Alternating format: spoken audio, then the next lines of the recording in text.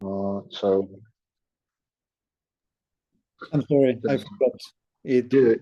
It prompted me. But we just missed the marketing part. So. Yeah, absolutely. So is this recording prompt going to happen from time to time? Just continue. No. Yeah. All right, thanks.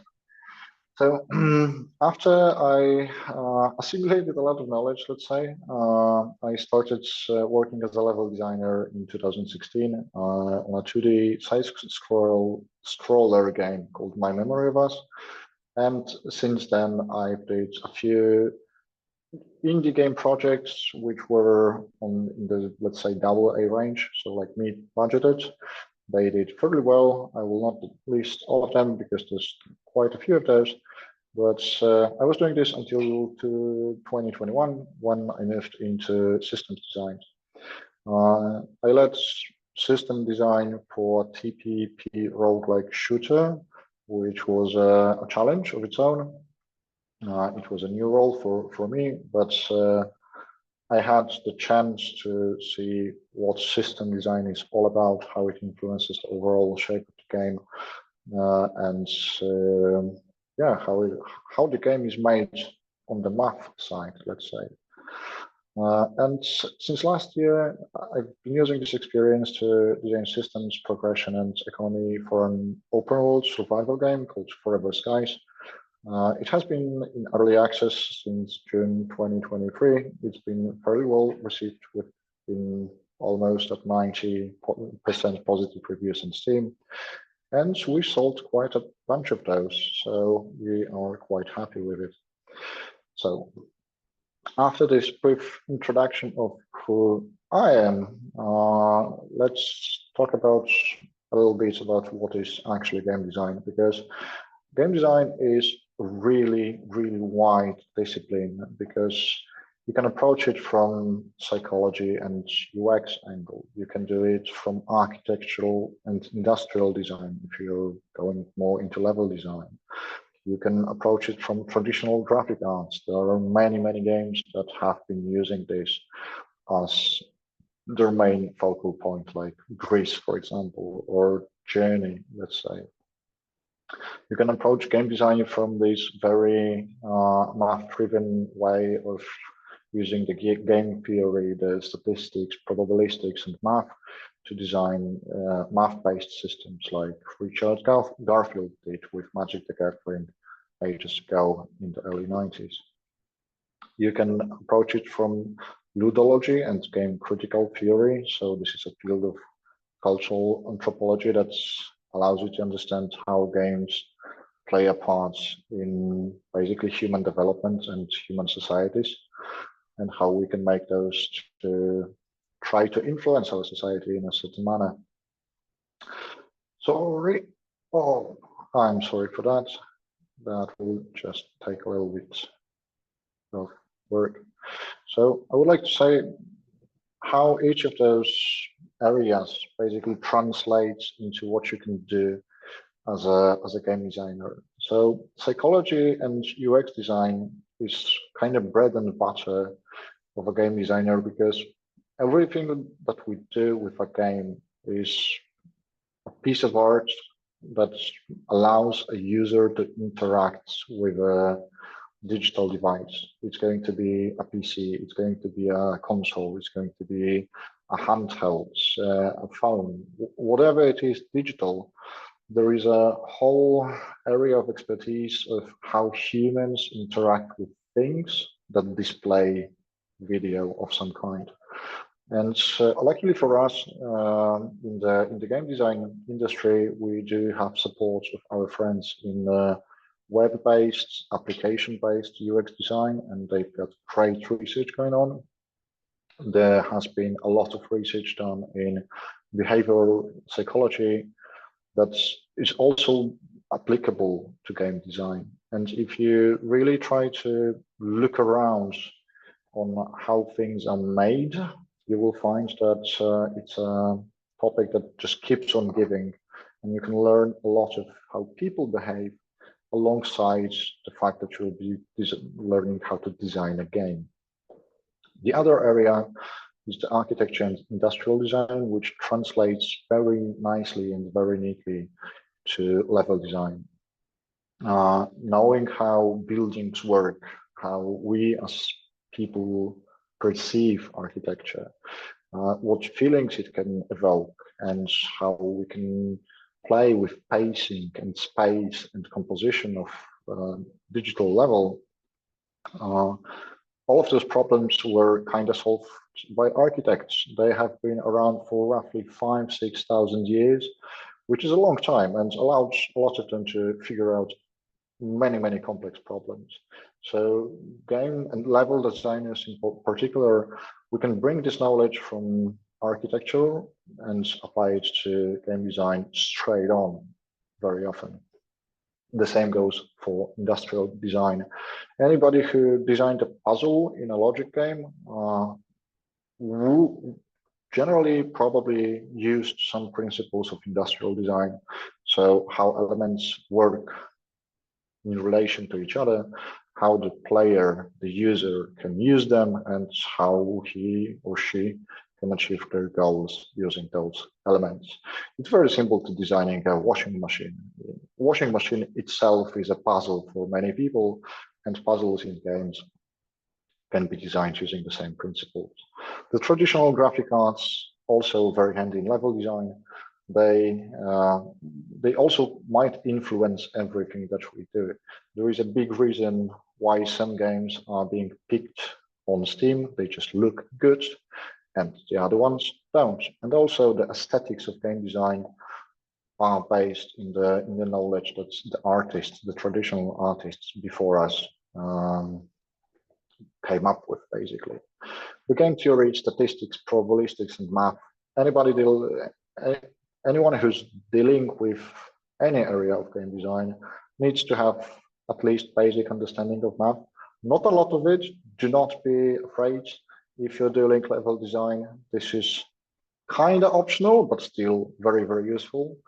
But for all of the other designers, knowing how proportions work and how probability works, this is going to be immensely useful down the line, at least having a general understanding. And the cherry on top, the game critical theory, I think for me personally, it allows me to think about the broader spectrum, to be responsible for the games that we are creating, and to remember that entertainment that we're mostly dealing with always has its consequences, and it leaves a mark on our users, and we are responsible for this mark to be a beneficial thing for them.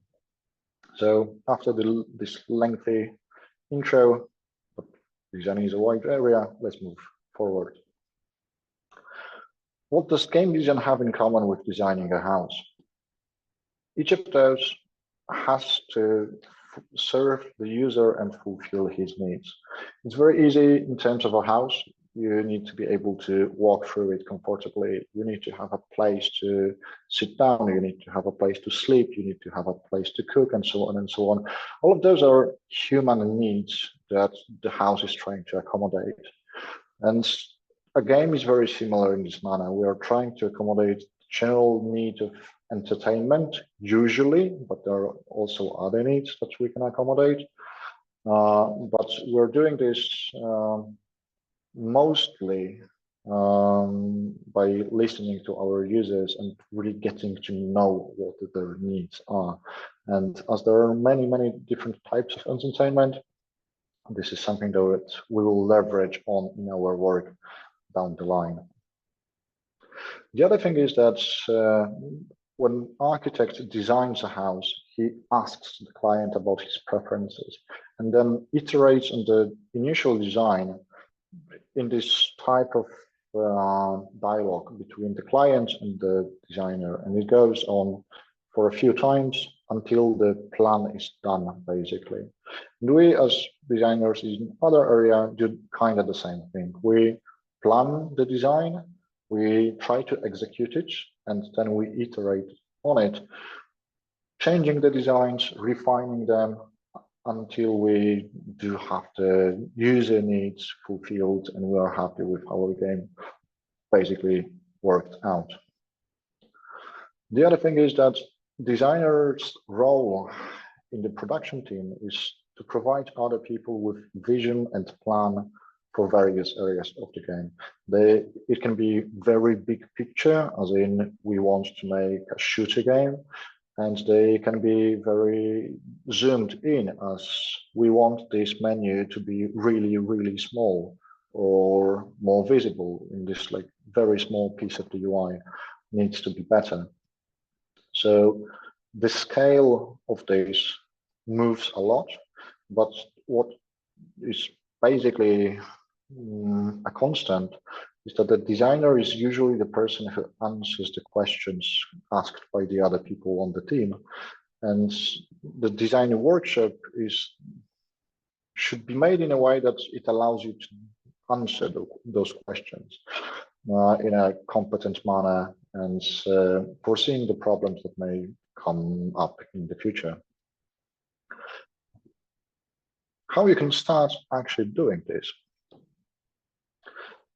There is this very common advice of just make games, and I like it a lot. There is nothing else that can prepare you better for your future challenges as actually doing this stuff. At the end of the day, game design is a craft, and as craftsmen, at least in my opinion, there are discussions about it, but this is my personal opinion, I will state that. As craftsmen, we are supposed to hone in on our crafts with experience, with time, just doing this thing constantly well enough until you can master this. So making is very important. But the other side of the coin is that making is a very slow process. And for many people, what happens is that learning by doing can make them follow paths that were traveled by somebody else. And we should leverage that. In 2024, as a growing industry and as a mature industry already, we do have a great body of knowledge and base of theory that allows us to speed up the doing process significantly, to reduce the number of iteration of failed games and failed ideas and failed solutions in a way that basically makes a way better design way faster and allows us to push the boundaries of what's possible in games even further. And that's also something that we focus really heavily on in future games. The point that I'm trying to drive in really strongly in here is that there were doors that have been already opened. Games are, as a medium, the whole medium is iterative, meaning that the solution in the games that were before us, we as designers look at them, examine them, pick what's good and what doesn't really work anymore in context of changing times, changing users, changing needs of our users. And we take those parts, dismantle those games and rearrange them into new forms of entertainment that will be viable for some time until next people will come dismantle our games and make their own games out of that. And in this grand scheme of things, one of the most important skills of a designer is being able to analyze the games that were in the past and learning from them and learning why some solutions we decided to keep in the past and why some of the solutions we decided to keep for the future for particular genres, types of games and emotions that we want to evoke, and how do we do that. Where you can find like this baseline of knowledge to actually start designing stuff. I'm a great fan of books, and I strongly believe that reading still has a little bit of future in front of it. In future games, in particular, we're really emphasizing the doing stuff. But we were also proving that just going through those books really helps establishing that the general baseline of knowledge and the design language that's needed for every designer to communicate his ideas to other designers and to use it. So I'm providing you with a short list of absolutely spectacular books. Each of them deals with a different area of game design in general. They are more high level and more zoomed in on specific issues. But I can guarantee you that if you read all of those, you will have the general understanding of what a game is. And you will be probably a little bit deeper than your run-of-the-mill game design amateur aficionado. So if you have a moment to have a look at those, just do it. Those are great. Also, this one. Honorable mention, Dan Norman is actually somebody who revolutionized modern industrial design. And his book is absolutely splendid and allows you to actually understand your surroundings, not only game design, but application of this knowledge into games can carry you a really, really long way forward. So let's get to the reality of the design work. A lot of us do what we are doing is basically producing a lot of documentation. We also implement stuff. These two are going really hand in hand with each other. But the documents are what's driving the design, in my opinion. There is this common knowledge that's common saying, let's say, that no one reads the docs. So why should you make them as a designer? And for me, there is a whole set of answers to this question, because what documentation does, like writing documentation, preparing documentation, makes you actually think a lot about the design problem. And given the fact that we are supposed to be people who are giving answers to other teammates, knowing those in advance comes a really long way. Documentation also serves as knowledge base for the future. Industry-grade game projects are really, really long. From the inception of the idea up to finalization, you can go for 3 years, 4 years, 7 years, 9 years. There is a lot of stories in the industry about those huge projects. And when you write down your design ideas and you transform them into design documents over time, you will learn that you can always go back to them and always find your direction once again. When people change, you will find that with every person involved in design, every person puts something personal into the game, and when people change, the game changes. So documentation is something that will allow you to reorient the project back to where you need it to be. Or at least if you want to change the direction, know where did you come from and how you can proceed into the future.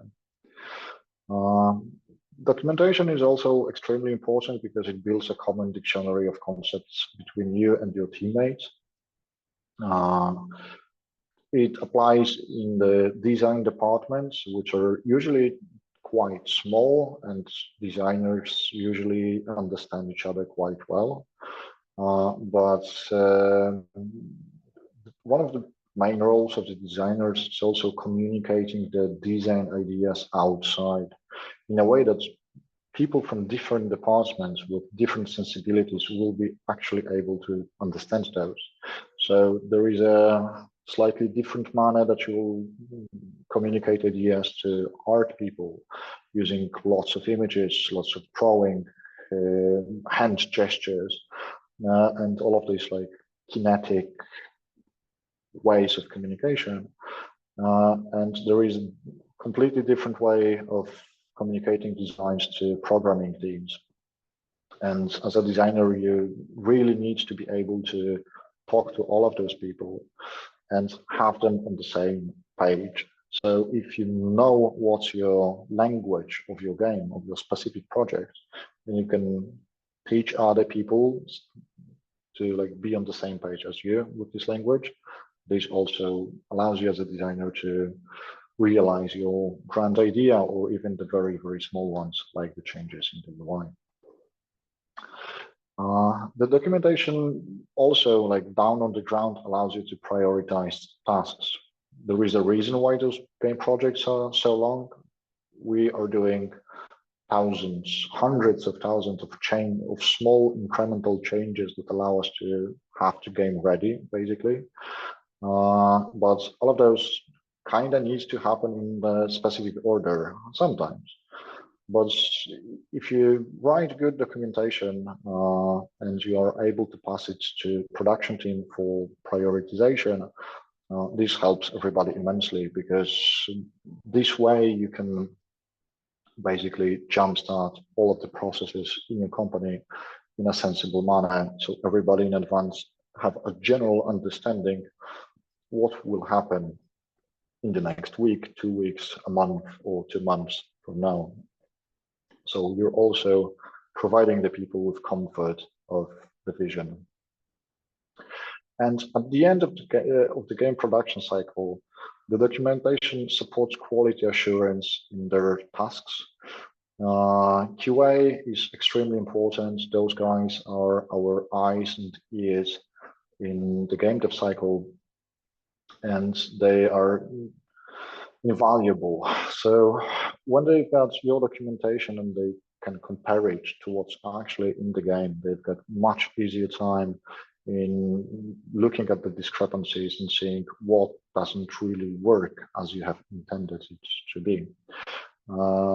Sometimes this is good, because very often the documentation and the ideas prove to be wrong by quality assurance, and that's very valuable actually. But just having this point of reference goes a really long way. But you can make this documentation in a multitude of manners, and you can use different tools to define your design. There is a set of basic tools that became sort of an industry standards, based on the fact that they're web tools. They've got everything that we need, like diagramming, the text editors, the graphic design editing.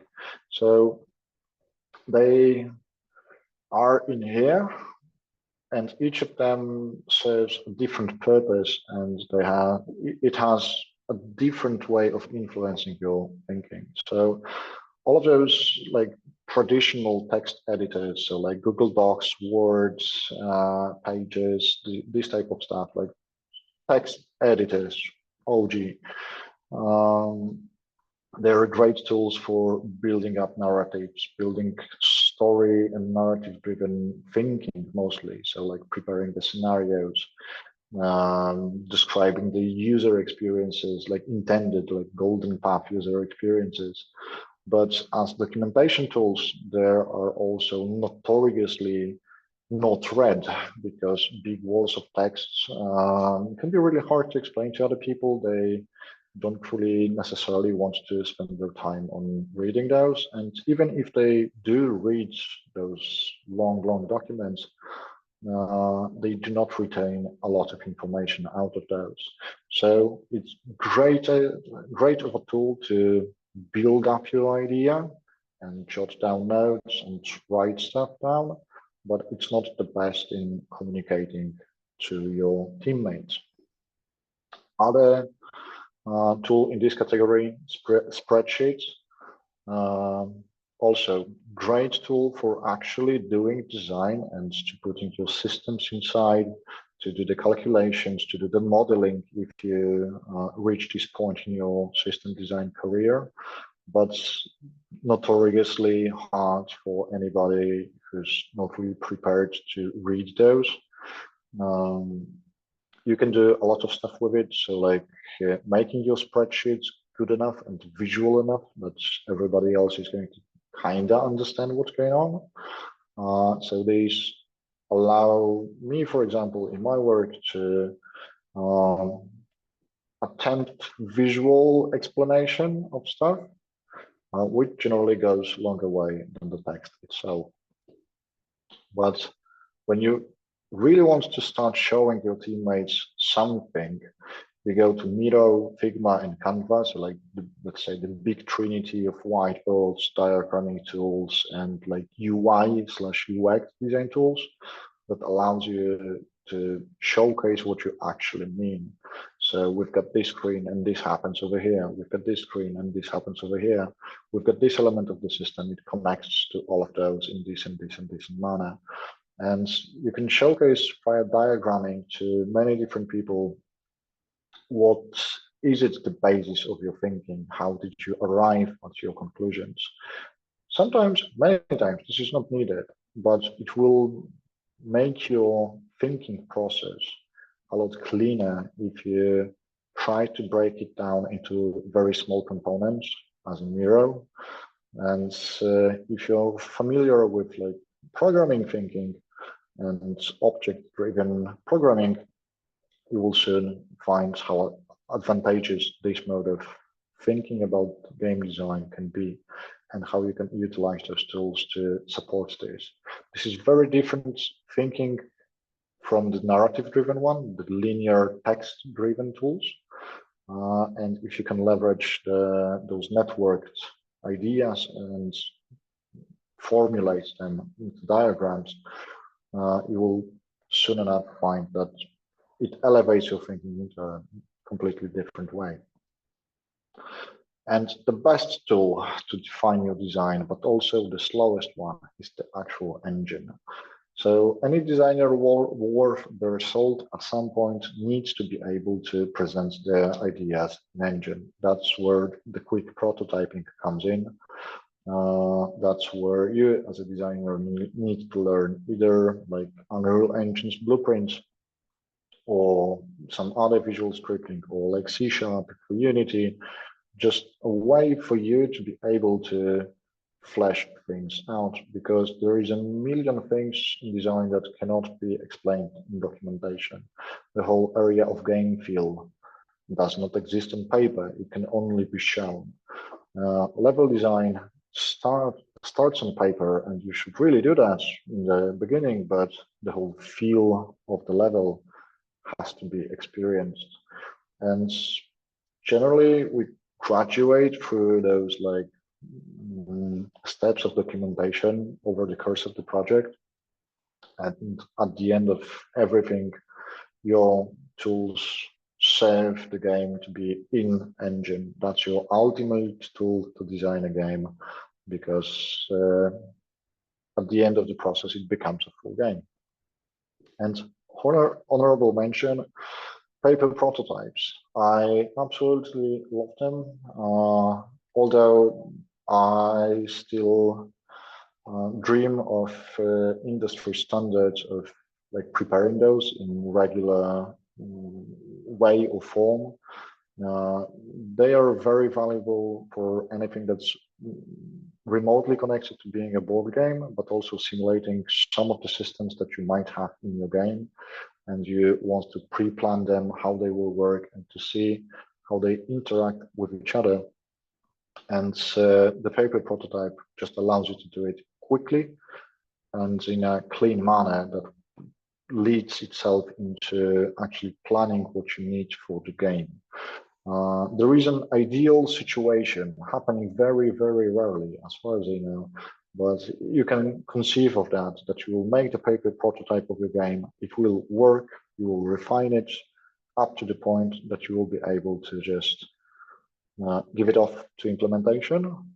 I've never seen one like this, but I hope that somebody somewhere did it at some point. And the last part of the process, basically, that happens in designing a video game after you have your idea, after you make all of the docs that vaguely describe it, and after you refine them, and after you have your prototype, and after you go into engine and prepare your first draft, and you go into the prototype of your prototype, That's where the iterative process starts for game designers. That's the backbone, the feedback that you get. So the sooner you start showing your game to the outside world, to your users, who suppose, like, at the end of the day, these are the ones who will be receiving it, who will be playing it, the better your design will be. It needs to be functional enough for the user to be able to at least understand what you're trying to say. And nailing this comes with experience. But the first moment that you are able to do any sort of testing on your game, you should do it and gather the feedback. There are many different types of users. So very early on, we generally try to gather the feedback from our teammates who are working on the design and on the game with us. Then we move to, like, maybe other industry professionals who have the imagination that allows them to look into the future and see the potential of the game. But at the end of the day, we're striving to testing on regular users and listening to them, hearing what they have to say, seeing how they feel playing our game, and also learning how to manage all of the stuff that they usually have to say about your game. So, and I cannot stress this enough. Gathering feedback, in my opinion, is the most valuable skill of a designer. It will allow you to grow with your designs, to change them, and just make better work every day. The painful thing about the feedback is that it needs to be interpreted. So what you get during feedbacking rounds is usually raw data from the players. So, like, I didn't like how this plays out. I didn't like how this plays out. It's usually also very negative. But as a designer, you need how to deal with that on an emotional level on one side, and on the other side, how to actually filter the feedback, because some issues may be non-issues. Some non-issues that you initially thought that have, like, no consequences may stay with you and with your game and decrease the quality of the experience for a long time. And knowing what to push back, let's say, in the feedback, knowing when to listen to some parts of it, this is something that takes time to basically build up as a skill. And it is a painful process, honestly, but still it's extremely necessary. The other thing is that we all are also using observation as a feedback gathering tool. So the designers quite often do this thing that they put some people in the room, basically, with the devices that the game is on, sit them down to play and just see what happens. This is extremely useful as long as a designer, you generally understand that this is non-participatory and covert observation of users, which basically does not insert you as a person into the whole process. So you really try to strive for as clean data that you can gather. So when anybody is aware that you're actually observing them, they will respond in a different manner to your game. If they need to provide feedback, as in, like, face-to-face feedback, not anonymous, they will probably skew it in some way. So we generally strive for, like, doing those user tests as clean as possible, and try to combine them with, like, constructed surveys, anonymous surveys, and gathering information this way. So this is the general outline of, let's say, designers' responsibilities and how you can actually kickstart your, let's say, design thinking. If you're really considering becoming a game designer, to just know what the pillars of it are. And here at Future Games, we are actually putting all of this into motion, and we are testing how you are developing those skills over the course of the whole curriculum. So as Piotr mentioned, I will just skip through some of that really quickly, is that we are preparing the curriculum in cooperation with industry professionals, and all of the tools mentioned and the workflows related to them are taught to game design students during specialized assignments. So one assignment will be generally like making documentation in this, or making specific parts of the game in engine so you know how it works, and cooperating with other teams on executing your documentation. So a lot of industry designers are hosting specialized workshops in their respective areas of expertise. And as I mentioned from the very beginning of this presentation, design is extremely broad. So listening to other designers' perspective, listening to how they dealt with certain problems, certain challenges, what solutions they used to move their designs forward is extremely valuable. This happens all of the time, and our industry is moving forward at a really, really high pace. So talking to other people constantly and exchanging ideas is extremely important, and will move the design forward, basically, in the whole medium, hopefully. The big test of all of this are the 4 game projects that allow designers to actually learn how to work with a production team, how the working with others informs their craft, and how they can communicate ideas successfully. The last part is really hard. This really takes some time to be able to do it well, but this is also the part that we are really emphasizing over here. The cooperation within the team is something that's the success of the game and the quality of the game is very often based on. So we are trying our best to support our students in those team-related tasks, and really trying to foster great team dynamics over here. And also we do have a lot of creative freedom during the assignments, especially the game projects. They do have some requirements, but you, as a designer, you are able to test your ideas against both other designers that you're cooperating with, that you are that are in other teams, but also against the industry standards. So you're developing your idea in a way that's going to be readable to the outside user, which is the jury that grades the game projects. So you do have external users, and you are able to see how your game and how your ideas and execution resonate with the external public. And at the end of it all, we are striving to do the internship that Piotr previously mentioned, so I will allow myself to gloss over this.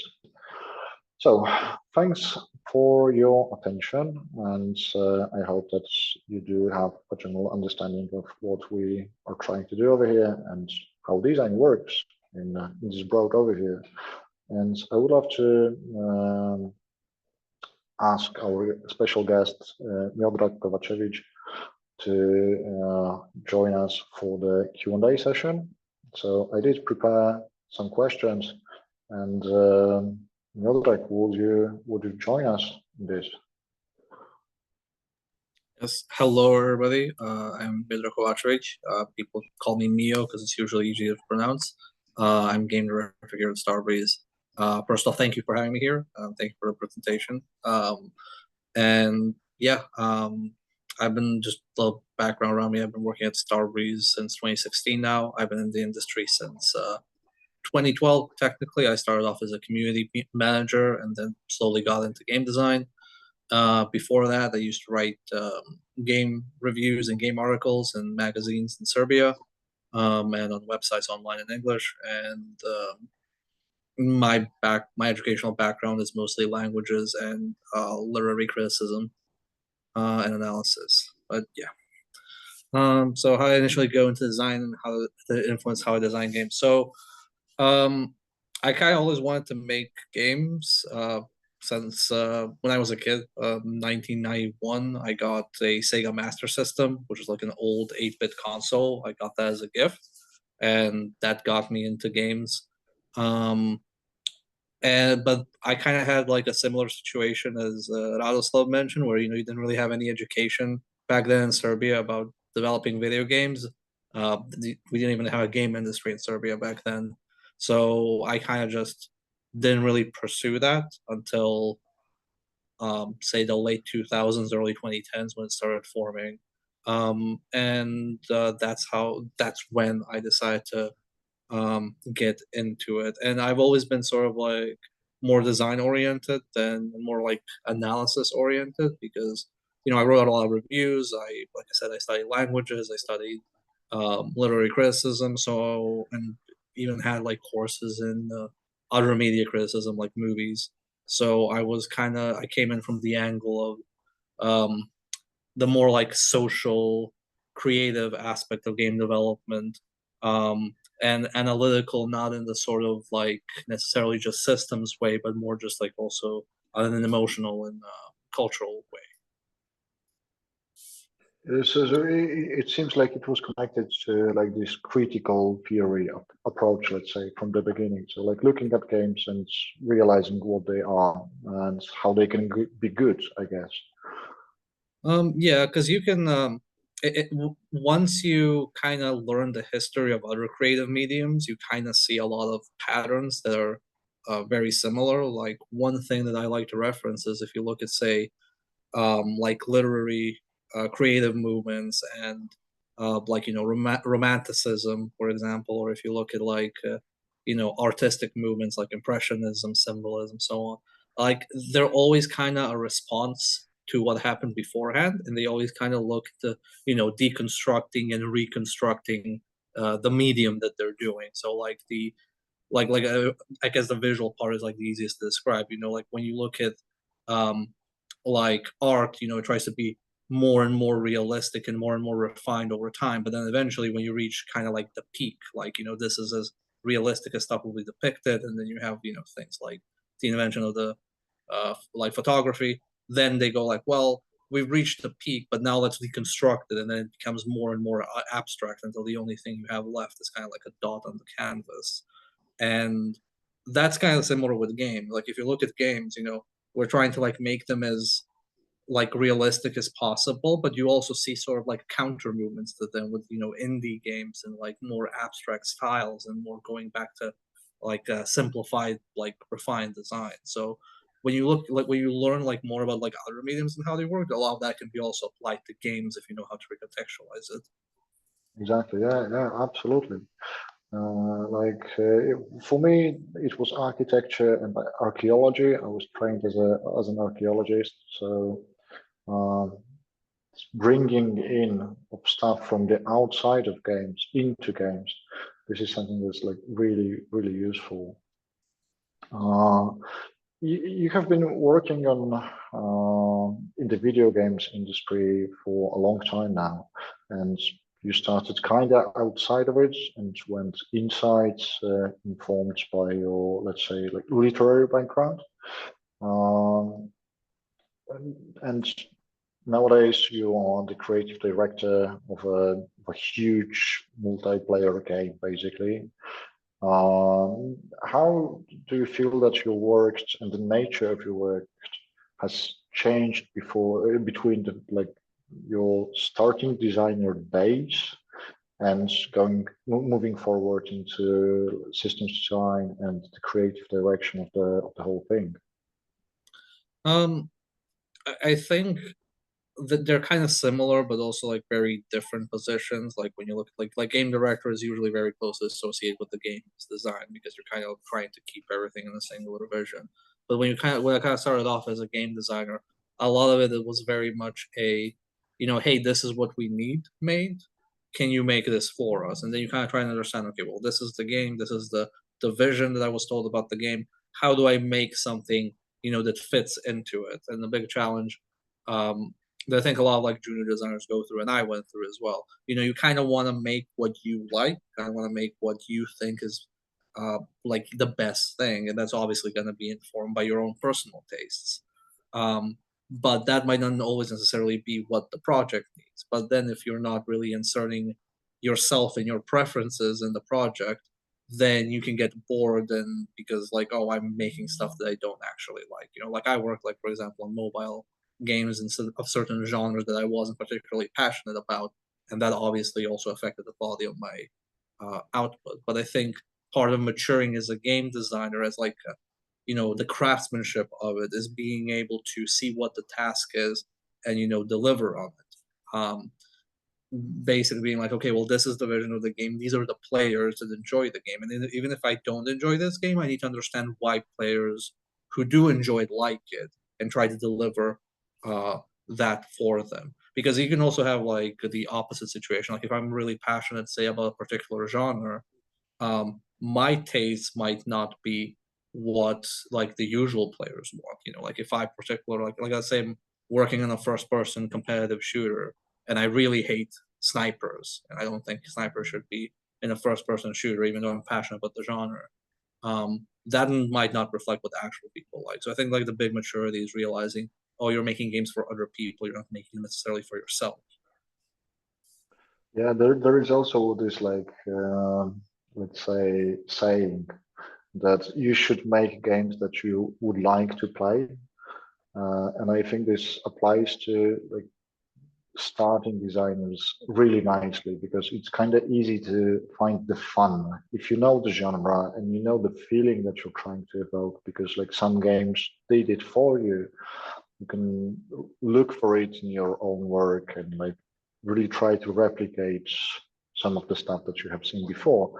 But down the line, for me personally, it was like and I will state this openly, like a huge battle with my own ego. So like really wanted to, I've really wanted to do some stuff of my own.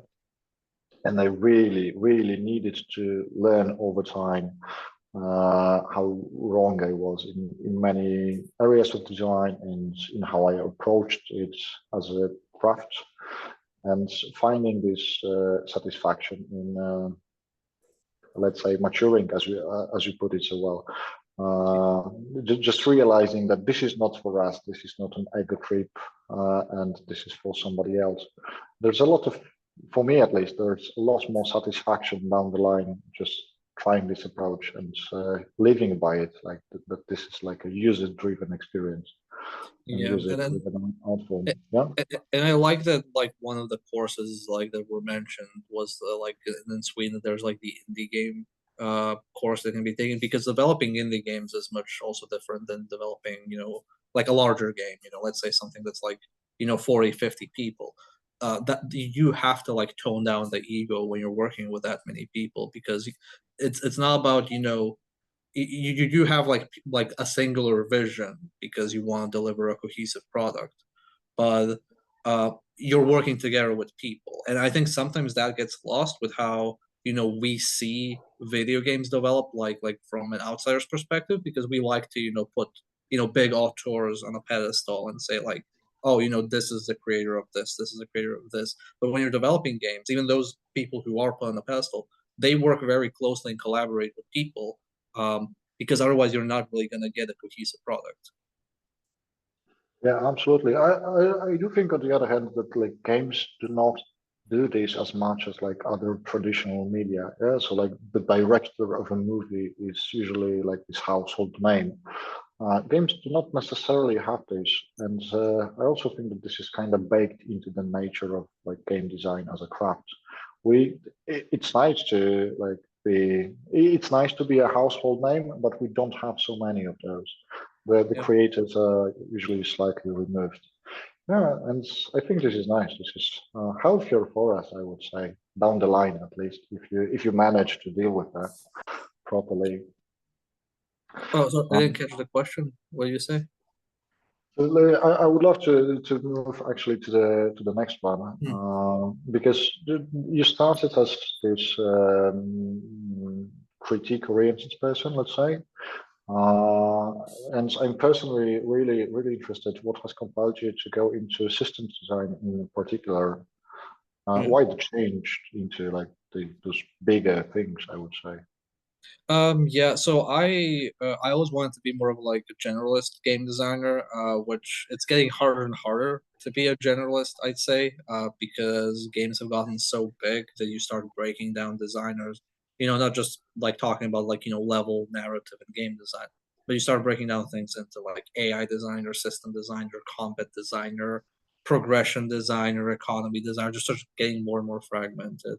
And I've always kind of viewed myself more as a generalist, but kind of I think systems is closest to generalist because when you're a game designer, regardless what type of game it is, you're setting some sort of rules. Like if it's a narrative game, you're kind of saying the rules of how, the story pacing, the narrative back and forth goes. If you're playing, a platformer, you're setting the rules of how movement and all these things works. So that's very close to systems.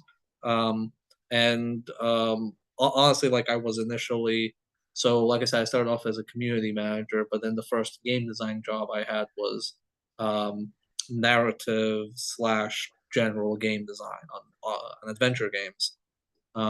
So system design was kind of just like a natural transition. And then I went back from system design to general game design, but it kind of ended up me doing similar things. So it's more like a formality thing for me, rather than like an interest thing. But I also find myself easy at this point to jump between other disciplines. Like, if I were to do like 3Cs or AI design or progression design, I've already done all of those things, so I have like enough of a knowledge to switch between tasks.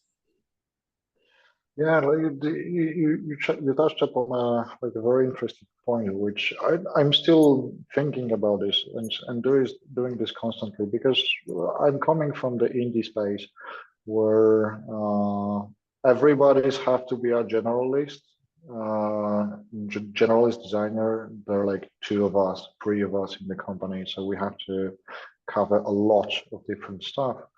But even in indie, we're starting to see more or less specialized people. So like the main division is the level design and the system slash mechanics, progression, what I do.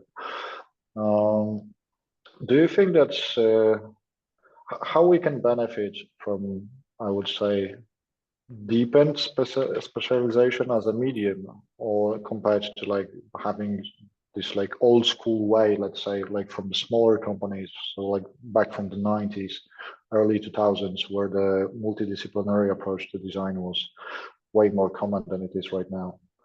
Yeah, Yeah. Yeah, I think there's like a sort of back and forth between it because, games have gotten much more complicated than back then. So there's a lot more work to put in and just, making level and making, visual assets. There's a lot goes into it. So then you have like one side of the argument that's, well, we need somebody to specialize in this because it just physically takes more time. Like if we don't have somebody who's dedicated to this, we can, make this game in time. But then you have the other part of it, which is tools to make games have gotten more simpler. So, like it's much simpler to script in Blueprint. It's much simpler to put together levels in Unreal. There's a lot of like other art tools that kind of streamline the process. So that can make up for a lack of specialization too. I'd say there's room for both. It really depends on the size of the project. Like I would say that if you were making, a team of 5 people, yeah, you would want multiple people to be doing multiple things because it's just necessary to deliver the game. But if you have like a larger project, then you require more people, and then you have to rely on, specializations. Like you even if you have like a designer, like for example, like I said, I have a background in narrative design, but I never really get involved in the narrative here at Starbreeze that much, because not because I don't know how to do it, but it's because there's somebody who is dedicated to it because it's a full-time job with the amount of work there is. So I think there's room for both. It just depends on how big of a game you're making. I absolutely agree. Once again, given our like different backgrounds, like different companies that we're working for, would you say that when you're like a beginning game designer, it would be more beneficial to just pick a specialization and try to stick to it for some time, or just try to go generalist and like try to figure this out on the go, like later on, let's say like in 2 or 3 years, I don't know. I think if you can afford it to, like, start as a generalist and try out different things to see what you actually like, I think that's beneficial.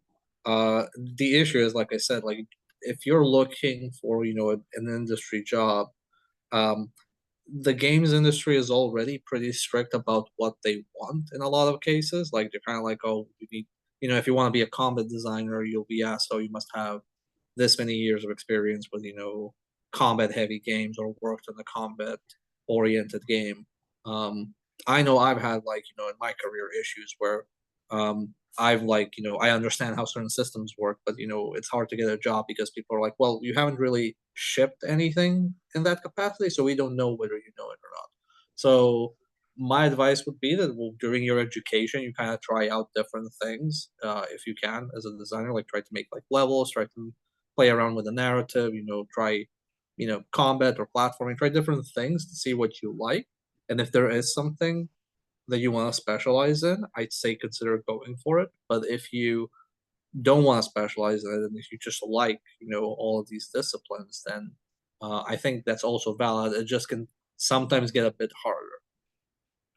Yeah, I just realized that basically this is the difference of having an education and not having it. So like for us, like you and me, we grew up in times where you had to risk it and like be a generalist, just try to find out something that you like and try to navigate this.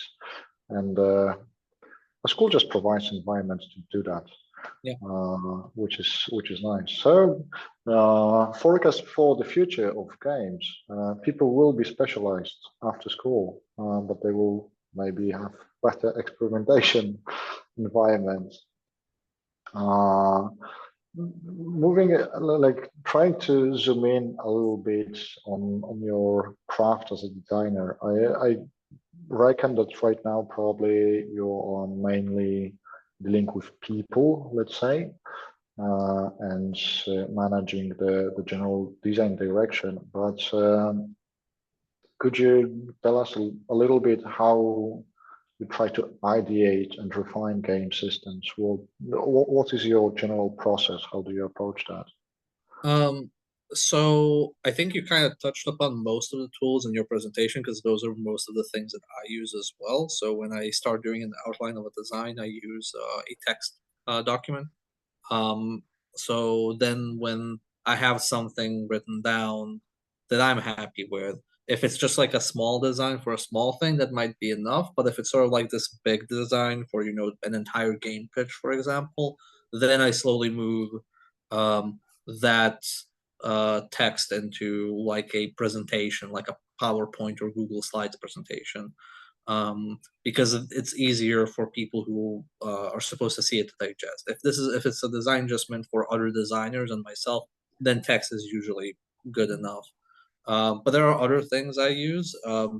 I actually kind of use whatever I need to get my point across when I'm like presenting design. So I've used video editing software to record other games to give an example of, hey, this is what the system should look like in general. I've used image editing software to create mock-ups as well. And obviously using a lot of spreadsheets too. So and I've also used one that I really like using a lot. Is called YEd. It's like a sort of diagram making program. I know you mentioned like Miro, which is also really good for workflows, but I sometimes just like showing gameplay loops and sequences just for like very simple shapes, because I've realized like if you can kind of like distill it to like a very clear to read information, it's easier to get the point across to other people. But yeah, mostly visual tools, text tools, and then how heavy it is depends on who is supposed to read the document. And then obviously spreadsheets for balancing and like just generally having calculations like to predict things like loot drops and level progression and so on. Yeah, like I know personally that I need to teach myself Wyatt. Didn't get into this stage of my career yet, but I see it coming from the distance. I've known about it for like 2 years now, and I really need to transition. There's also one other tool that I haven't used in a while, because I know they kind of change how it works, but Machinations was very useful for me a few years ago. So it's a tool that kind of simulates,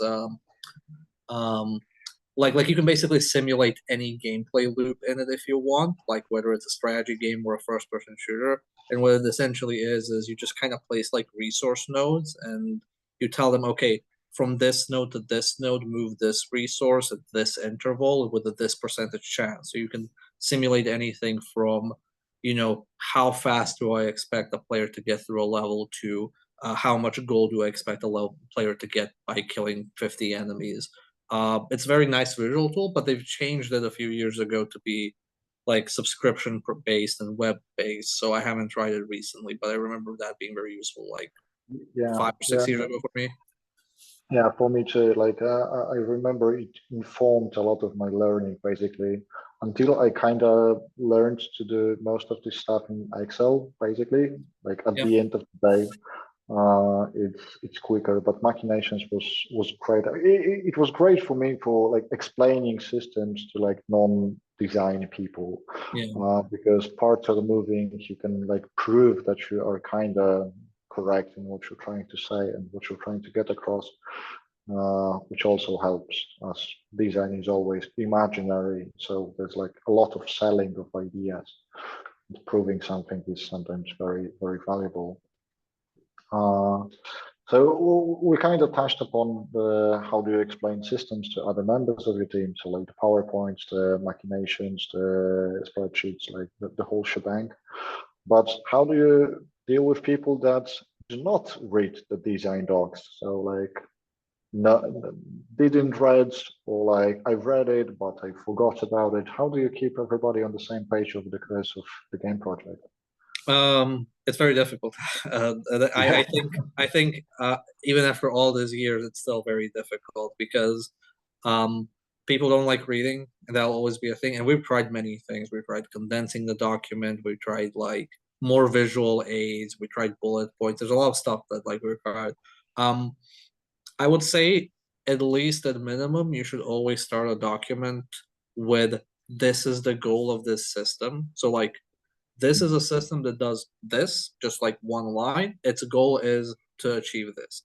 Because that kind of immediately sets up the person who's looking at, like, say, a programmer is looking at it. Like, oh, okay, you want to, you want the players to be able to cancel their reloading to get some benefit, okay? And you want that benefit because it's a popular mechanic in this other game. Like, as long as you like explain like this is why we want to do this and what it achieves in the game, people will at least know what the end goal is, even if they're not fully aligned on the process of it. And they will know which questions to ask you. It's like, oh, well, what happens if a player jumps while reload canceling, or what happens if a player gets stunned while reload canceling? Like, you get like a lot of these like very like specific questions. But I would say it also depends on who the document is for. If it's for the team in general, avoid big blocks of text. Like, I would say keep it like the bullet points when you're like explaining things. If it's meant for the design team, yes, you can explain in more detail with like more text, because it's not really there to help other people implement the feature. The big amount of documentation that you make is there for the design team to know how to answer questions. Because the more you write down, the more you know about the system in general. So if somebody comes into, comes one day and says like, hey, this thing doesn't work because of this. What happens if a player uses this skill and this other skill at the same time? And then you immediately know because you have it written down as a reference somewhere else. But when you're asking somebody to implement something, you don't need to give them the whole backstory and lore of it. I think just saying, this is what we're trying to achieve and these are the things I need and why I need them, that's usually fine. So I'm guessing, like, from what I understand is that you've got sort of like a double documentation. So like the design side of it, and then the distilled actionable documents, basically. Yeah. Yeah, We absolutely. Yeah, we kind of have we don't use the term that anymore, but what we used to call it was, here's a design document and then here's the technical implementation document. So technical implementation is literally, I need these variables, I need these things, this should work this way, and so on. It's kind of in the meantime, in the past few years, kind of almost merged into one thing, but it also kind of depends on which state of the project you're on. If you're early in a project, the documents are going to be like larger and more descriptive. But as you go into pre-production, as you go into production, as you start implementing these features, then you want like shorter, like faster documents, because you're now you have a lot of the stuff already established. So now you're just like doing these short iterations. Yeah, you kind of assume that your teammates know what you're doing, basically. Yeah. Yeah. Like, but the establishing of that in the beginning is really painful. At least for me. It's a process, basically, to get everybody on the same page. So, kind of following on what we talked, what I talked during the presentation. That kind of ties into the documentation. I also assume that this is probably not the part of your day job, or maybe it is. Maybe this is like the most important part of your job right now as the creative director. How do you deal with feedback? I suspect that the processes at Starbreeze are quite robust. Yeah.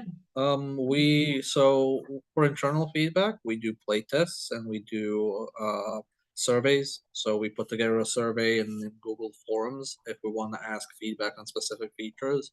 And then we always include a sort of like general thing of like, hey, you can put anything here on this feedback.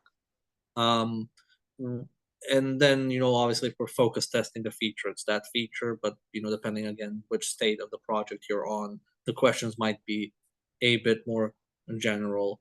There are a few ways you can go about it. You can just, I usually recommend that you kind of like mark it from like, 1 to 5 or 1 to 10 or whatever number you want.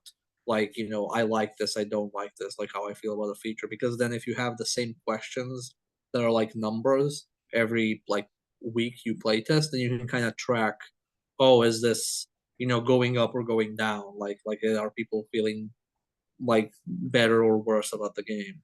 Then when it comes to players, so there's two parts of getting player feedback. There's the quiet feedback and then there's the loud feedback. So the quiet feedback is usually the analytics. If you set up your game in such a way that you can track certain things, like, how long does a player play the game once they boot it up? How long does a player take to finish this level? How many times does a player die in this level? And you can even have, depending on how you made the game, you can go really granular in that. You can set up like heat maps so that you can see areas in the specific level where players died the most. And that's usually something that you have to interpret because it can mean a lot of things. So like to give you like an example, in our previous game, Overkill's The Walking Dead, we were looking at where players died the most in each level. And then there was this one level where there was like a really bright red spot where players died the most, and we didn't really understand what was going on there.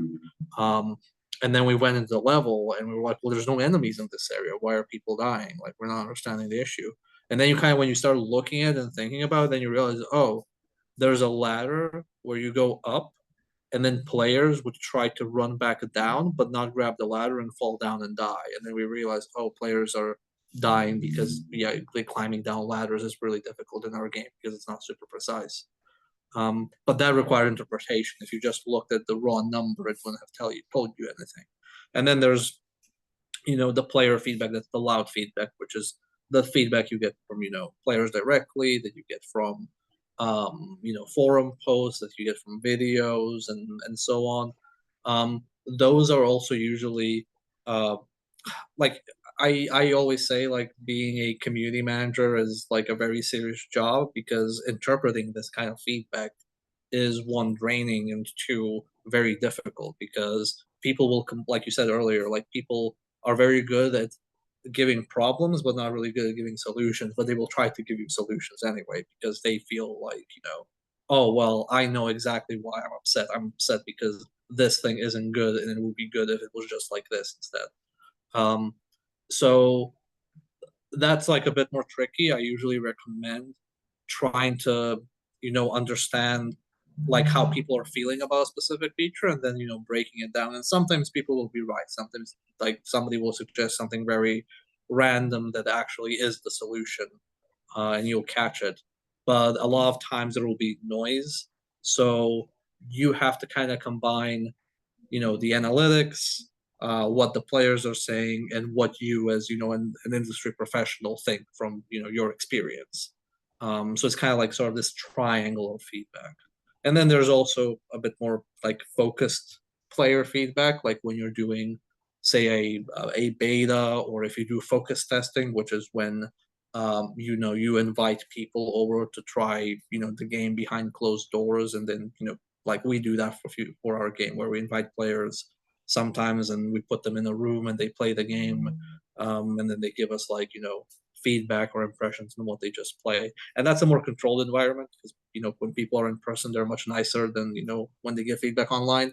But there's also like stuff to interpret there, because obviously it's going to be more positive than negative, like skewed at least, because people are just happy to play something early and be there at the office.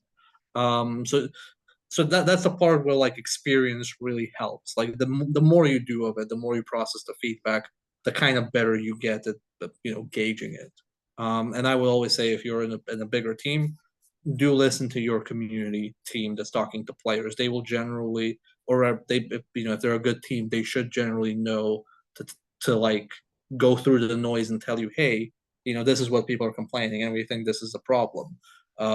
We have that like on our end. Our community team is very strong, and they frequently tell us, okay, here are the things that people don't like, and then we talk about it. And sometimes we go like, well, yeah, people don't like it, but if we change it, it's going to lead to something else that's even worse. And then we agree, like, yeah, let's leave it like that and focus on the other things first. Absolutely. I'm really glad that you mentioned the silent feedback. I didn't really do that in the presentation, but I was doing quite a lot of it. Right now we've got the open worlds survival game, so we're absolutely tracking a lot of stuff in there, and kind of went through my head, basically, like treating this as analytics mostly, not the loud feedback that reaches your ears in a way more visible fashion, because you have to deal emotionally with that. All right. Thank you, Miodrag, for your answers and your expertise. It was very valuable for me to hear your answers, and also maybe have a little of a glimpse into my future as a designer, as you have way more robust experience than me. So it was a great pleasure. And we will move into the Q&A session right now with all of the people who have been listening to us. And I'm guessing that I will pass the mic to Piotr. Yeah, thank you, gentlemen. You covered really a lot, and you had my attention despite I'm a marketing person, and it's really amazing profession, I would say, so varied and multi-layered. Let's save some time for our audience. I saw there are some questions already in the chat, but I prefer, guys, that you raise your hands and digitally and unmute yourself and ask these questions, please, so that we don't lose anything. So Miodrag and Radek are yours. Please don't be shy. use this opportunity to ask them.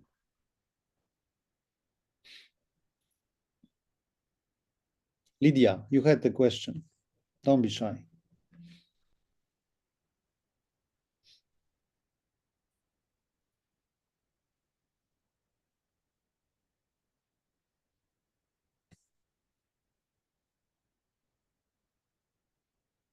Anyone?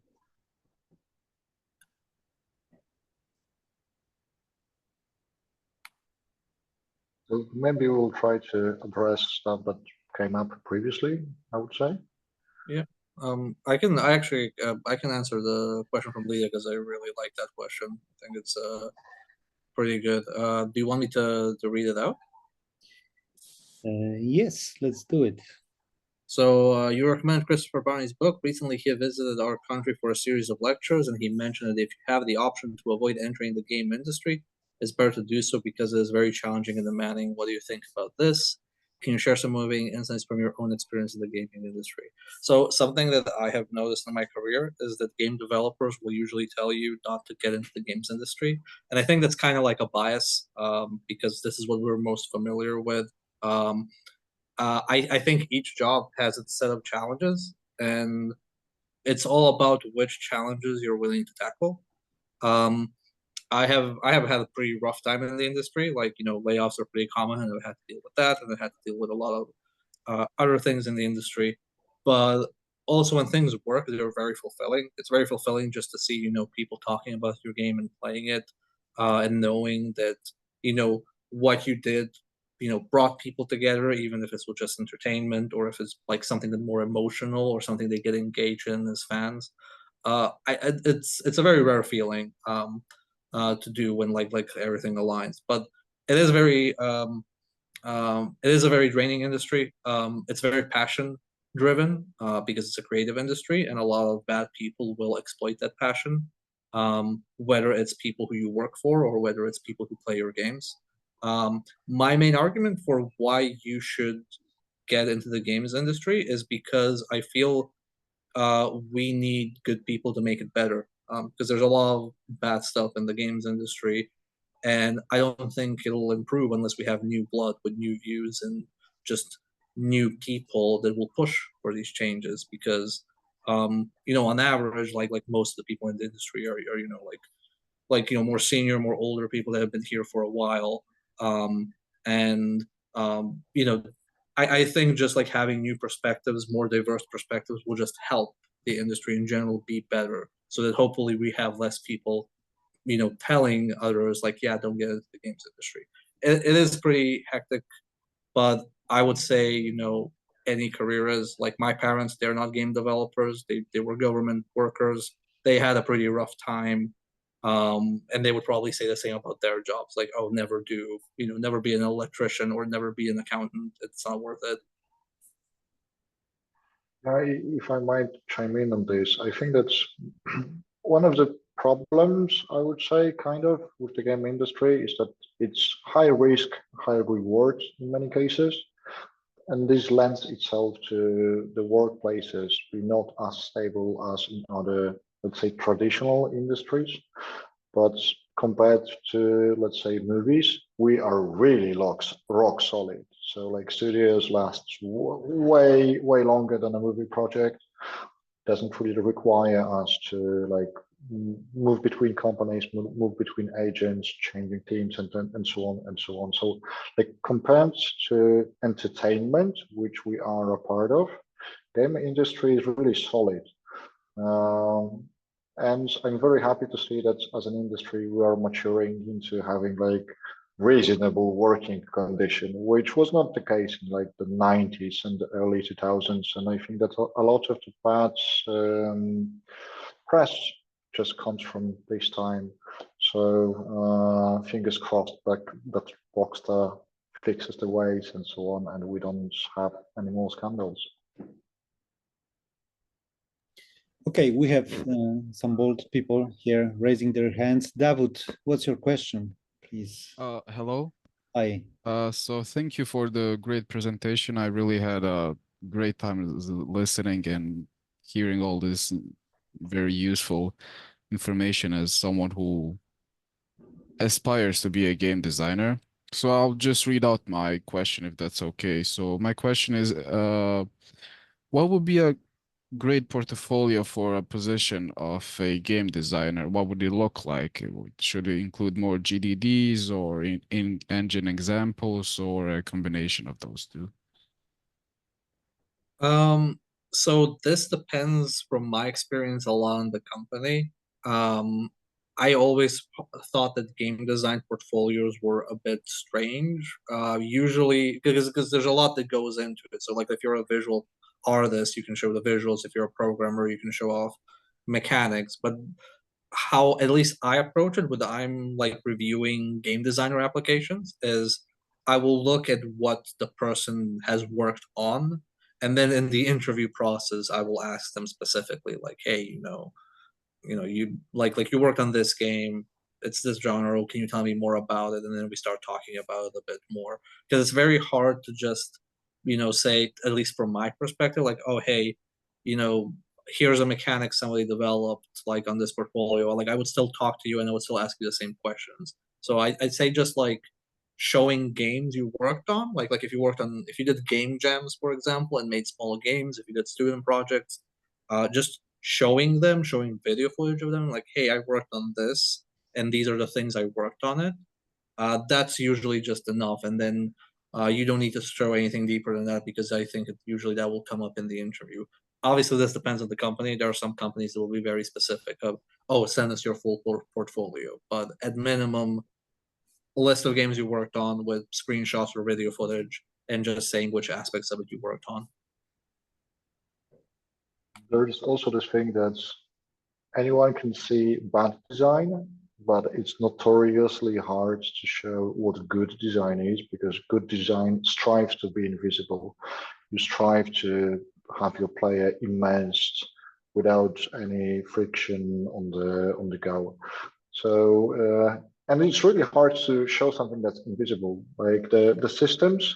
I still don't know how to showcase this in my portfolio. I have no idea how to do it. As those are like months-long processes, lots of diagrams, nobody understands it, and they just come into life when they are in the game in an invisible manner. So it's notoriously hard. Over here at Future Games, we are doing support for students' portfolios, and they have basically anything that you can imagine. So like visuals, level designs, parts of blueprints, these are pretty common. And I think that they're really good for getting into the industry. I look for those. So when I'm like having talks with junior designers, I value like implementation, like basic scripting skills very highly, because the rest can kind of come, but when you can blueprint, you can showcase your work and like do stuff and move forward. So these are really neat.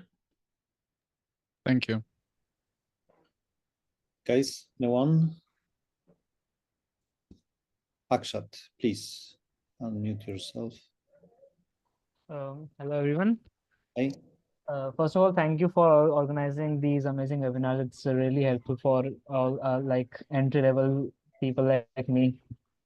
And I'm getting back to my question. So, how is gameplay designing, technical designing, or system designing? Does it strike a fine balance for someone who loves doing programming, and also someone who likes to think creatively from a design perspective, or behind the mechanics, behind the scenes of mechanics? So here at Starbreeze, we have a discipline called gameplay programmer.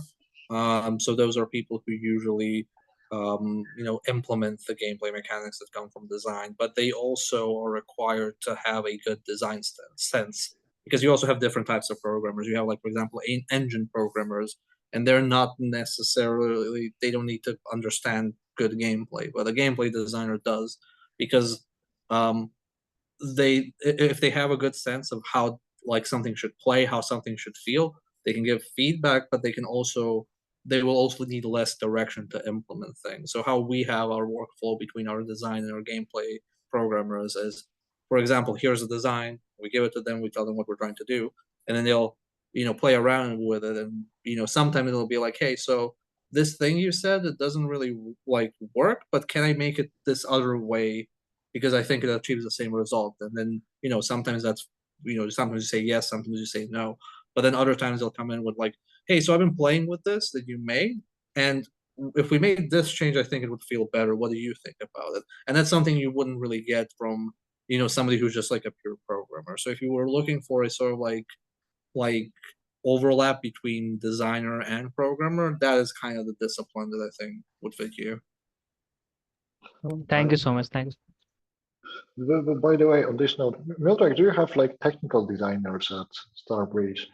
Yes, Which is we kind do. of the same thing, but just slightly different. Yeah. Yes, it's kind of the same but different. So technical designers, we kind of like had them and then didn't, and now we're building it up again. But the idea with a technical designer is they will script and prototype something in Blueprint fairly quickly. But that's like for the, you know, prototype part of just like seeing that the gameplay works. What our gameplay programmers do is they convert the blueprints into optimized code, and you know, set up like things like let's say like if you're like a technical designer, you're just going to set up the blueprint with some like placeholder values. But if you're a gameplay programmer, you can set up like data assets in a way that's easy to use by designers to tweak, so it's more scalable, so it's more future-proof, so it's more optimized. But when you're doing that in that process, there might be other things like in the polish and like tweaking phase where from just a technical designer you wouldn't get. Like a technical designer might fake it, but usually from a technical designer perspective, you want like, hey, here's a quick prototype. Can you convert this into something that's, you know, actually functional in the game? So we're trying to strike that balance over like, you know, the technical designers being allowed to do something, but not stepping on the toes of the gameplay programmers. So we haven't fully ironed it out, but I think, you know, we're getting there, and I think long term it's going to be very beneficial having both. Thanks. Tonis, please unmute yourself. Yes, so I want to go back to the portfolio for a second again. As a modder, is having modded content something that I can put in my portfolio? Because I know some developers kind of frown upon it. Well, I'm not one of those developers. I love when people show off modded content. I think that's great. So if you are, obviously the best case scenario is you made a mod for a game and you apply to that company and you're like, hey, I already made a bunch of mods and I want to work with you to like work officially. That usually, from my experience, goes down well. But like Starbreeze is also a very mod community driven company, because we like mods, we like working with our community.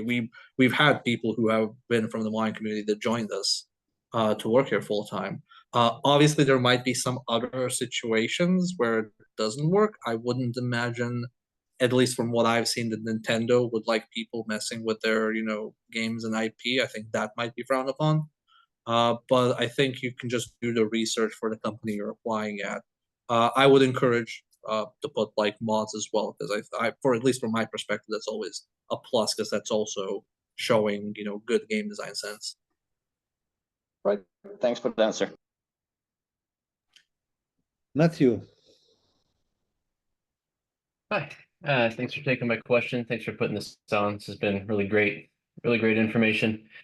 But for somebody who is 39, has a kind of a traditional career in marketing and communication, still working full time with some kids, what would you recommend as a daily practice? Just something you can do every day, where maybe I can't release a whole game within the next couple months, but just to each day take a step forward towards working to getting into the gaming industry? So I don't have firsthand experience with this. I know some like secondhand experience of some like other people. I know I have a friend, and I know some other people who went into indie game development during their full-time job, and what they usually did was they worked on the weekends. Something that I've also both felt firsthand and also heard is that usually 2 weeks of not working on the game is kind of like the danger zone on when you'll drop it.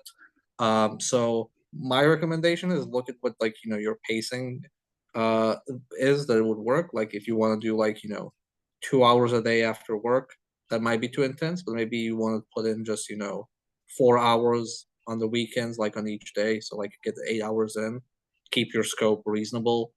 You can probably make something. There's also sometimes game jams. If you go on itch.io, which is like this sort of like a digital storefront, you can frequently find game jams there with various themes, and they usually last a weekend. And just putting something out will help a lot with both, self-confidence and just like your skill level. But I would say just try to at least have something you worked on, at least like one day in 2 weeks, because if you leave it alone for 2 weeks, there's a high risk that you'll just not get back to it. And I would lean heavily onto game jams, to be honest, because like for me personally, I do not have this mentality of like strolling through solo development for like 3 years until I have something that's reasonable. And this is like a expectable timeline of doing something solo and like learning on the go, just over time and weekends and so on. If you go to game jams, especially the local ones, so like not the internet ones, but there is if you're in a like fairly civilized place in the US, and I kind of assume that you're somewhere around there, there is a big chance that someone somewhere around you is making a physical game jam. Go over there, try to make a game, try to meet people, see how they think. As a designer, if you are an aspiring designer, this is also going to be your first step in understanding how teamwork works in design, which is invaluable down the line.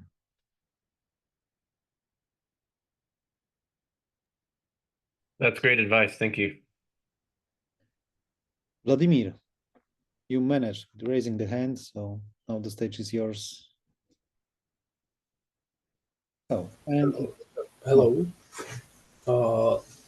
Thank you for this presentation, and I would like to ask, I have a problem when I have designed a game, but I have stuck in the way to make it out, like build the models and make it in the engine. Like I have the story built and the ideas of the graphics and this, but I can figure out how to make the graphics. So there's multiple ways to go about this problem, because I know what you're talking about. I think first off, like just one thing that works for some people, this doesn't work for me, but it works for a lot of people, is just, just make something, put it out there, very small scope, like not going for like a really big idea with like, full story, full progression, full game, but just making something that's like, bite-sized, like if you look at, old arcade games that are single screen, like that kind of scope. Just building it will give you enough, and even if you throw it away, like even if you just like build it halfway and then like move on to the next thing, it's just helpful because you kind of familiarize yourself more with the engine and you tear down that barrier of working in it. That works for some people. Doesn't work for me, but I know for a lot of people, especially in the indie space, it helps a lot. What I usually do is I make a list of things that I need to do, and I just pick one thing and start working on it. Because I used to have a problem where I would have like this big stack of things I need to do, and I would just kind of like get overwhelmed. And what I've learned to do throughout my career is, okay, I have this big stack of things, like I have 20 things I need to do. Okay, pick the page, like the paper from the top, start doing that. It's like, well, you have 19 more things, and now like another 2 have piled up. That's fine. I picked what I'm doing this until I feel I'm done with it, and then I go to the next thing. And like pacing yourself that way might help you get through it. And the list of the things that you need to do, are you like making it from the most important thing to the less important thing, or? I usually so I break it down by if there are any dependencies. So for example, if I have to implement, jumping, I'm not gonna implement it before I implement movement. Like there's just like a very simple example. So you should first look at like, does one thing that you have on the list require one of the other things? And if it does, then you kind of move it down because it's a dependency. And then you prioritize it based on, you know, what you feel is important and what isn't important. Obviously, for the full game or vision that you have, you think everything is important, but you have to kind of like go from, okay, what is the like the basic thing that I need to get done first, and then I can start doing more advanced things. Like, you know, you're not gonna do, you know, a double jump system until you do jumping, and you're not gonna do a stamina system until you have movement in already. So you can kind of just pace yourself that way. That's at least how it works for me. But with like what you're talking about is kind of like finding motivation to do things. I think you just have to first try different methods until you find one that works for you specifically. And that's gonna come in your career in general. Like for example, I work in very like short bursts. Like I will work very focused for 20 minutes, and then I need like a 5-minute break, and then very focused for 20 minutes, and I need a 5-minute break. And then I know some other people who sit down and just work for 2 hours without a break, and that works for them. And my method works for me. So I think you just need to try different things until you find something that like, okay, I think this kind of works for me. Okay, thank you very much. Okay, and we have you. I don't know if I pronounce it properly. And we have perfect timing. It's the last question today. Yeah. Okay. Can you guys hear me? Yeah, we can hear. Okay. So a bit about me is like I'm from Vietnam, and my question is, it's like the game development scene in Vietnam is pretty young and it's pretty new. So although I've been a game designer for 2 years, it's mostly mobile and it's mostly focusing on, you know, the business aspect of making game. So my question is like, if I want to break into like a more developed, you know, the more developed game development scene in another country, how would I, like, are there any tips for that? I can help you with that. That was actually my situation. So so like I said, I'm from Serbia. So that's in Eastern Europe for those who don't know.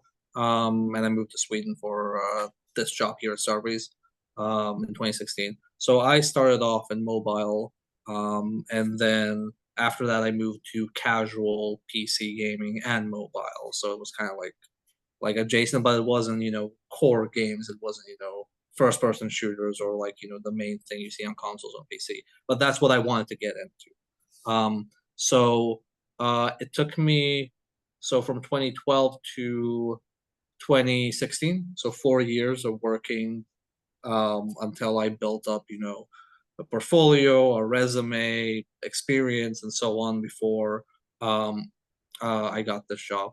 I would just say, you know, keep working with the means you have in your country. So if your country currently only has the mobile scene, you know, that's kind of the hand you've been dealt. Work on that, build up your portfolio, and keep your eyes open, you know, for opportunities abroad. The problem with moving abroad is that it gets very complicated with well, one, it gets complicated with visas, and two, it gets complicated with relocation. So for example, if you want to switch from mobile to core game development, some companies will not really consider your experience relevant, sadly. Other companies will. It really depends on who you apply with and what the team's attitude is. And I'm the personal opinion that all game development experience, whether it's board games, mobile, VR, whatever, it's all relevant. If you're looking for, you know, a mid or junior level position, it all helps. But some companies don't want to count that, and you know, that's their, you know, attitude, and that's fine if that's how they want to go about it. The other thing that you're probably going to have trouble with is the visa. So the visa process depends heavily on where you're looking for a job. And it also depends heavily on where you're from, because different countries have different visa restrictions. So, for example, Sweden is relatively okay. I think if you want to like move to the EU, like you would probably find a country that has relatively okay visa laws. But if you want to like move to the US, that's very complicated because the US has very complicated immigration laws. Same with the United Kingdom. So it really depends. That part about moving to another country really depends on where you're moving. And then it also depends on whether the company has a relocation package. What is useful to you now is because now in the post-COVID era, remote jobs are much more common. So you might be able to work for a company that is willing to just hire you to work remotely without relocating you or without relocating you right away, because that lowers their risk, but it also lowers your risk. So I would maybe look for some remote jobs, keep an eye open, because then if you work remotely on a game that you want to work on, like if you want to work on FPS, you build up your experience, and then it's easier to actually get an in-person relocation. So how we do it here in Starbreeze, for example, is we have a 6-month trial period for a person before we hire them full-time. And what we started doing is, okay, somebody, like we had recently a designer from Germany apply. Like he did his probation period from Germany remotely. And when we were all happy with it and he was happy working at the company, then we did the relocation process. So the short answer is keep chasing the opportunity you have right now to build up your experience. Try to be patient, because the time it takes is, it varies. And just be aware that if you want to relocate, it depends heavily on what the company is and which country it is. All right, thank you so much. Can I have a quick follow-up question? I don't mind. I have a few more minutes. Sure. Okay, so I actually kind of dropped out. So like, is a degree very important in your experience on like applying for these kind of stuff? I don't have like a full degree due to various circumstances, but that is also a very visa question. So some companies, so I had equivalent work experience, and in some countries that's enough. They will count that as the equivalent of a degree. In some other countries, they will ask you to have a degree for a visa processing. So again, like I said, it is a very complicated thing because countries have very complicated immigration laws. I would say if you can get a degree, I always recommend get a degree. It's useful. It helps. There's obviously drawbacks in terms of time and costs, but if you can get it, you should. I always recommend that. All right, thank you so much for your thoughtful answers. Okay, guys, so we will be wrapping up. I just use this opportunity to also answer the first question from you. So if you want to enter the industry, you can always join us, Future Games in Warsaw. In my experience, we have already 22 students from non-EU students, so Turkey, Mexico, Ukraine, Belarus. They made it with their visas. Right now, this percentage is even higher. We have already candidates who were accepted, and they are in visa process from Brazil, Ecuador, USA, India, Indonesia, Vietnam, Hong Kong. So this is also a valid option. So I allowed myself for a marketing call to action here. Join us in Warsaw. Radek, Miodrag, thank you very much. It was very informative. We covered a lot, and I think you boosted our audience energy and motivation with this talk. Thank you, our audience, dear audience. This recording of this webinar will pop up on our social media within, I think, a week. So stay tuned and see you soon on our next webinars. Thank you. Bye-bye. Thank you. Bye.